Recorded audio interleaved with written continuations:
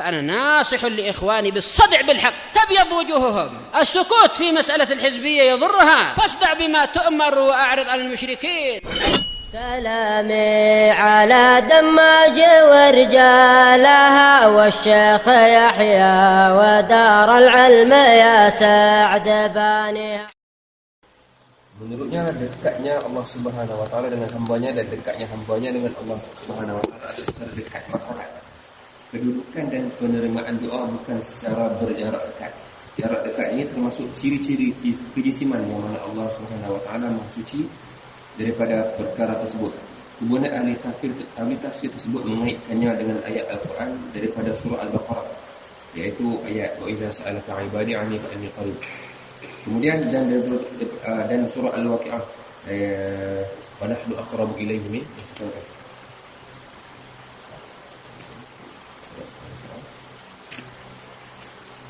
wa nahnu aqrabu ilayhi min hablil warid.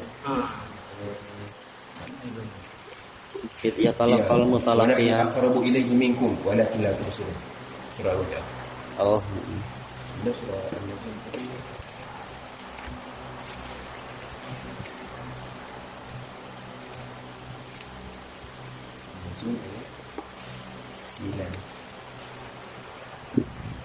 Maka qaba qausaini aw adna. Tafsirkan ayat ini. Lalu dibawakan dua ayat surah Al-Baqarah tadi dan surah Al-Waqi'ah. Baik, bismillahirrahmanirrahim.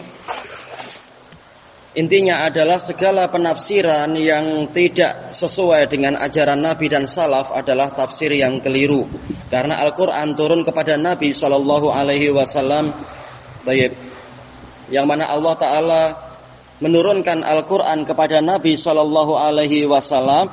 Kemudian Allah mengatakan litubayyina linnasi ma nuzzila ilaihim, agar engkau menerangkan kepada umat manusia apa yang diturunkan kepada mereka. Jadi perintah Allah kepada nabinya bukan sekedar menyampaikan lafaz, tapi juga menyampaikan makna-maknanya.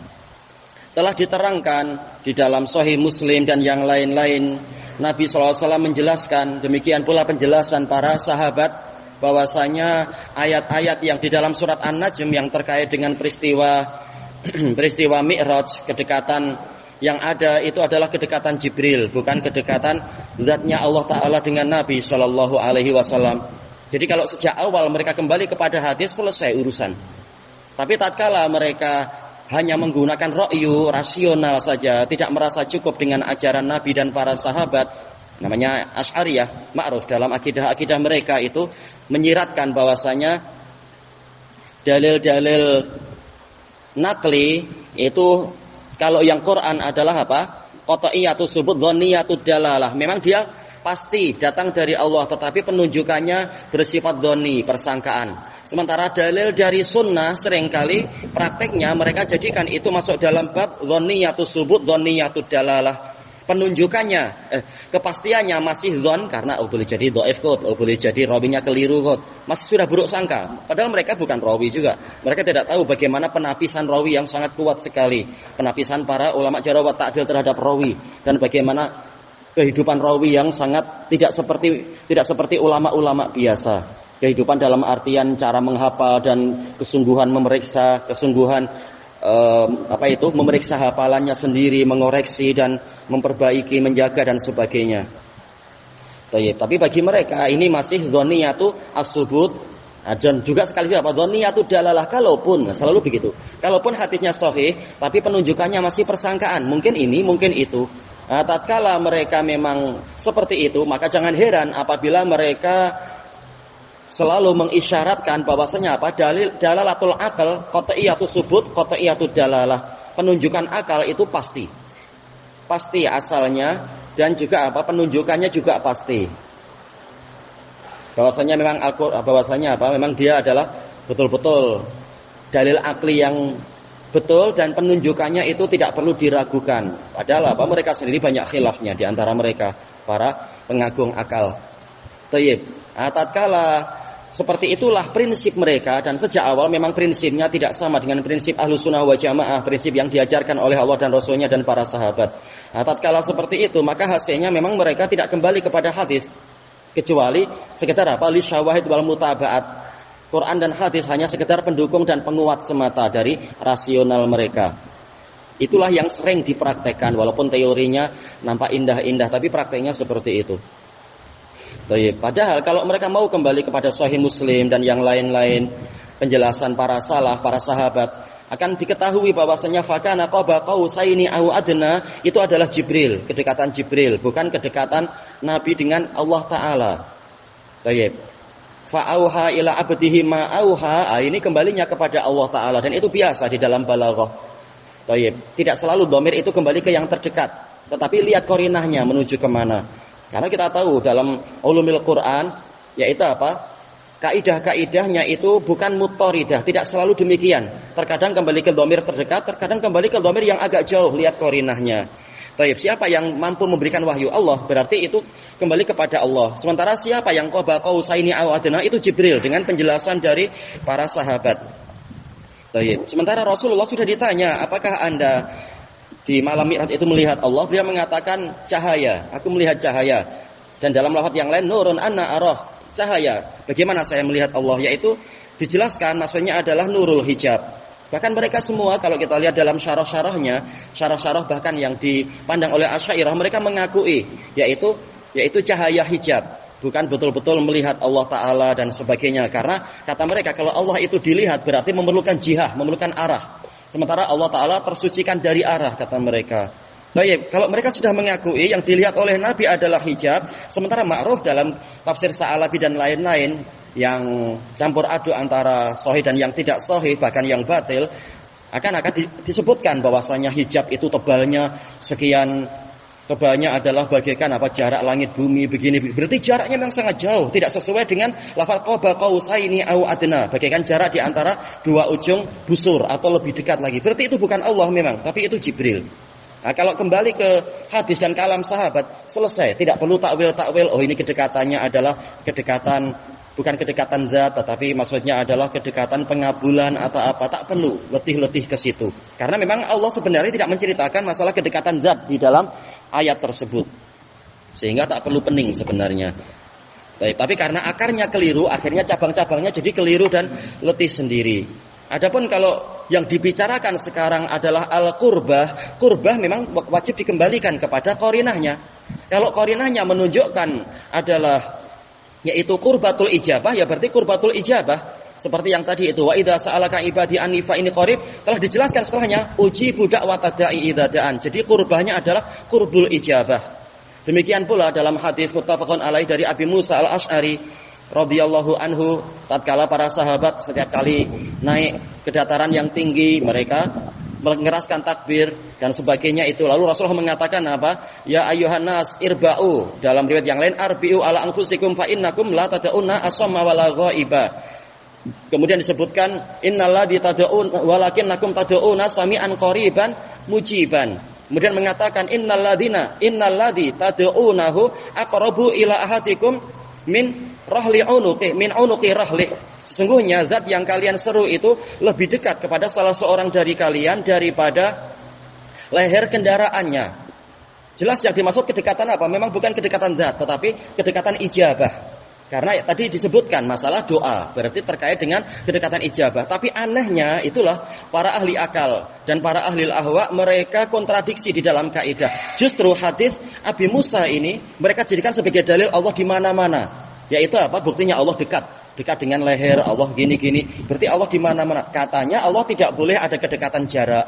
Kenapa tahu-tahu sekarang mereka bicara masalah jarak? Oh, Allah sangat dekat dengan kendaraan kita. Berarti memang Allah itu di mana-mana. Ini kontradiksinya mereka. Karena mereka sendiri sudah mengatakan kalau ada kedekatan jarak berarti ada jisim, sementara Allah tersucikan dari jisim. Walaupun lafaz jisim sendiri ini masih global. Allah dan Rasulnya tidak menetapkan, Allah dan Rasulnya juga tidak meniadakan. Maka sesuatu yang tidak dibicarakan maka tidak perlu dibicarakan. Cuma memang mereka kontradiksi untuk dalil-dalil itu. Katanya tidak boleh bicara jarak. Tahu-tahu dengan hadis Abi Musa mereka menjadikan itu sebagai dalil memang Allah sangat dekat dengan setiap orang dari kita. Berarti memang Allah Ta'ala di mana-mana. Malah kacau. Katanya maksudnya adalah kedekatan apa? Level barangkali atau kedekatan apa istilahnya itu? Tadi istilahnya tingkatan, martabat dan sebagainya. Walaupun itu pun layak dipertanyakan lagi. Betulkah dari sisi level, yaitu derajat, itu antara Nabi dengan Allah itu hanyalah seperti apa? Jarak di antara dua busur atau lebih dekat. Dari mana Anda tahu yang dimaksudkan adalah itu? Apakah ada makhluk yang betul-betul levelnya sangat dekat dengan Rabbul Alamin? Ini wajib ditanyakan lagi, dari mana kalian tahu? Dan bagaimana pola kedekatannya jadi seperti apa? Kalau dikatakan qurbul martabah, apakah berarti sebagian zatnya Nabi memang layak disembah? Kalau dikatakan dekat sudah sampai selevel itu. Sementara Isa saja tidak dikatakan bahwasanya dia sampai selevel itu. Tapi yang tidak sampai selevel itu saja, istilahnya apa? Yang dikatakan sebagai anak Allah, karena apa? Telah disebutkan dia ditiupkan darinya ruh Allah, itu saja tidak layak untuk disembah. Padahal apa? Boleh jadi dengan sudut pandang akal, oh ini kalau ditiupkan min ruhi, kan katanya pakai Al-Quran, min ruhi dan sebagainya, berarti apa? Memang sudah sangat dekat, ada unsur-unsur kesamaan sehingga layak disembah, itu saja dikafirkan. Bagaimana dengan Nabi Muhammad yang tidak disebutkan sifat-sifat sampai seperti itu? Masih ada ayah, masih ada ibu dan sebagainya, dan tidak dikatakan Allah meniupkan kepada Muhammad sebagian dari ruhnya dan sebagainya. Intinya dari awal sampai akhir setiap lafadznya itu layak dikritik, kata-kata ucapan-ucapan mereka itu. Wallahu a'lam. Daripada ini mereka cuba menafikan tentang peristiwa Mi'raj dulu ni. Peristiwa Mi'raj ini tentang kedekatan, lalu dibawakan hadis ini bahawa kedekatan yang sepatutnya bukan kedekatan dengan zat, mereka katakan kedekatan dengan Tuhan di atas langit, menafikan seluruh Mi'raj itu. Lalu dibawakanlah pendapat sekali ini bukan kedekatan zat tapi kedekatan martabat, kedekatan sekian. Lalu dibawakan tadi contohnya tadi tentang ayat daripada surah Al-Baqarah dan surah Al-Waqiah tadi. Itu sekedar teori aja, mereka begini teori aja. Mengatakan kedekatan martabat. Kalau ditanya, ya itu teorinya, kedekatan martabat. Coba jelaskan, apa sih makna kedekatan martabat itu? Maknanya apa? Sementara level pertama jumpa Nabi ini, kedua, ketiga, terus naik ke atas. Tahu-tahu yang paling tinggi jumpa dengan Allah. Ini berarti kedekatan apa kalau seperti itu? Dibanding dengan yang lain. Memang kenyataannya Nabi secara jarak memang mendekat. Dan Allah Ta'ala memang istiwa di atas arsy. Jelas tidak mungkin kita katakan kita yang di bumi sama dekat dengan Nabi Muhammad kepada Allah Ta'ala. Lalu untuk apa Nabi jauh-jauh naik ke atas? Seperti yang telah kita jelaskan kemarin itu. Allah membawa Nabi ke atas lalu untuk apa sebenarnya? Kalau ujung-ujungnya malah menyebabkan Nabinya terancam didustakan dan dihinakan, dianggap gila dan sebagainya oleh orang-orang kafir itu. Malah Nabinya terancam demikian karena keadaan yang seperti itu. Padahal sebenarnya tidak perlu. Nah, Allah sudah di sini, untuk apa juga sampai jauh-jauh sana sini dan sebagainya. Jelas yang betul adalah memang Nabi mendekat. Karena apa? Mendekat ke arsy memang betul. Dan itu adalah jarak. Kalau bukan jarak lalu apa? Bagaimana cara mereka menakwilkan? Sementara arsy Nabi sudah apa? Sudah melihat Nabi Ibrahim yang sedang apa? Musnidatun dhahrahu apa itu?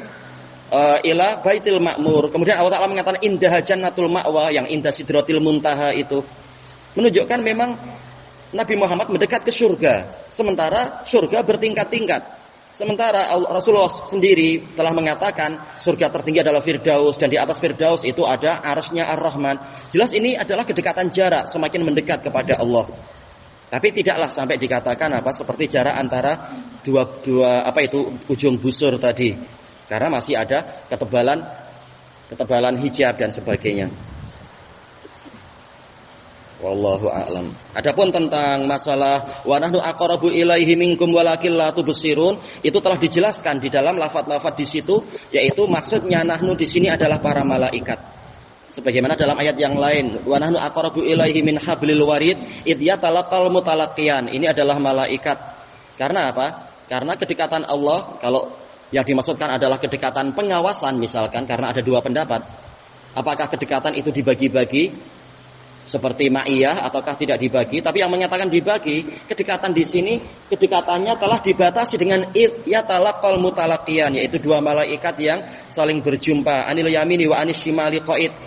Mereka duduk di kanan dan di kiri orang itu. Seandainya ini kedekatan pengawasan Allah Ta'ala, ini saya tidak dibatasi dengan waktu. Allah senantiasa mengawasi. Tapi ini dibatasi dengan waktu, yaitu tatkala malaikat begini-begini, menunjukkan ini kedekatan malaikat. Demikian pula yang tadi itu, yaitu kami lebih dekat kepada nyawa kamu daripada kamu sendiri. Cuma kamu yang tidak melihat. Tapi kenapa menggunakan kami? Ma'ruf. Bahkan orang-orang Asy'ariyah sendiri tahu di dalam masalah balaghah, yaitu apa? Al-amir bi syai' bi manzilatil mubashir. Ma'ruf kaidah itu. Yang memerintahkan untuk melakukan sesuatu bagikan pelakunya. Allah memerintahkan para malakul maut dan yang teman-temannya itu untuk mencabut nyawa. Sehingga apa? Terkadang pencabutan nyawa itu dinisbatkan kepada mereka, tawafat hurusuluna wahum la yufarritun. Apabila ajal sudah tiba waktunya, maka utusan-utusan kami yang mewafatkan dia dan mereka tidak akan terlambat atau menyia-nyiakan waktunya. Ini dinisbatkan kepada mereka. Tapi dalam ayat yang lain, Allahu yatawaffal anfusa hina mautiha wallati lam tamut fi manamiha. Allah lah yang mewafatkan jiwa, yaitu menggenggam jiwa di fi manamiha, di waktu dia tidur. Wallati lam Allahu yatawaffal anfusa hina mautiha, yang mencabut atau menggenggam nyawa ketika dia mati dan ketika dia tidur, yaitu pada waktu dia tidak mati. Menunjukkan bahwasanya terkadang itu dinisbatkan langsung kepada Allah Ta'ala, terkadang dinisbatkan kepada yang diberi perintah.